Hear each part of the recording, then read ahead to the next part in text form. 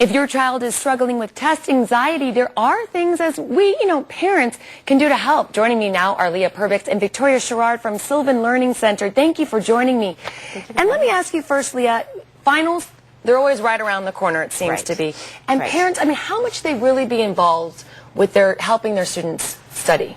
Well, I think as parents, you want your children to be independent learners and independent in school, but it's really critical that you're involved. And I think having that daily involvement throughout the semester, not just the week of finals, but being interested in that aspect of their life. I think that keeps kids on their toes. I think having that interest for them is really an important thing. So it should be going on all through the semester. And Victoria, we were talking earlier about a lot of parents, these days they should know that kids are turning in homework from their teachers or to their teachers. They're getting, not always graded. So when it comes to test time, you might think that they're ready for it, but they aren't. Right, we're seeing more and more teachers are just giving them A's if they do the work and not necessarily checking it. So your child may have A's throughout the semester on their daily work, and come test time, they fail the test. So it's important that parents are checking in on the homework as they go to make sure they're understanding it, make sure they're doing it correctly, so that come test time, they're actually being graded on what they've practiced all semester rather than, and making sure they're practicing it correctly rather than getting to the test and it's something they don't know how to do. I know a lot of parents out there will hear this and they're thinking, I'm working full time, I'm trying to get dinner on the table, soccer practice, ballet, whatever it is.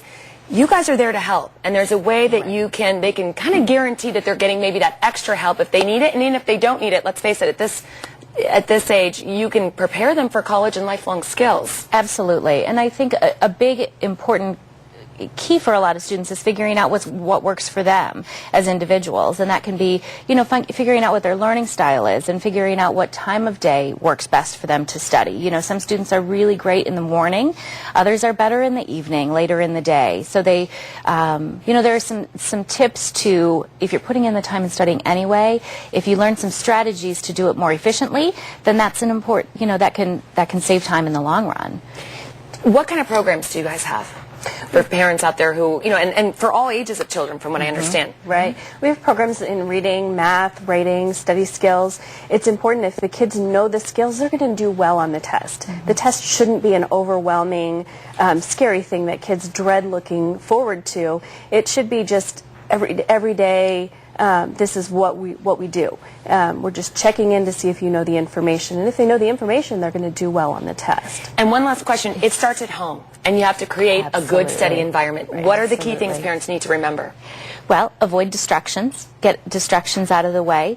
A lot of us, students and adults in general think that we're good multitaskers, but there are certain things in life that you shouldn't be multitasking about, and studying is one. And so get rid of the distractions. Another important strategy is we remember the things we learn first and last. And so take frequent breaks, because then you're having a lot of opportunities of firsts and lasts. It's good to get up and walk away for a little bit and then come back and study and have shorter periods of time that are more intense. And from what I understand, there's a blog that parents can follow? Yes, the Dr. Rick blog has lots of educational tips, lots of test taking, parenting, school tips that parents can use and keep up with. And sometimes parents are parents, they don't understand the educational aspect because they're not educators, and this Dr. Rick's blog really helps them to key into that aspect of their child's life. All right, well, thank you so much. A lot of great tips out there for parents.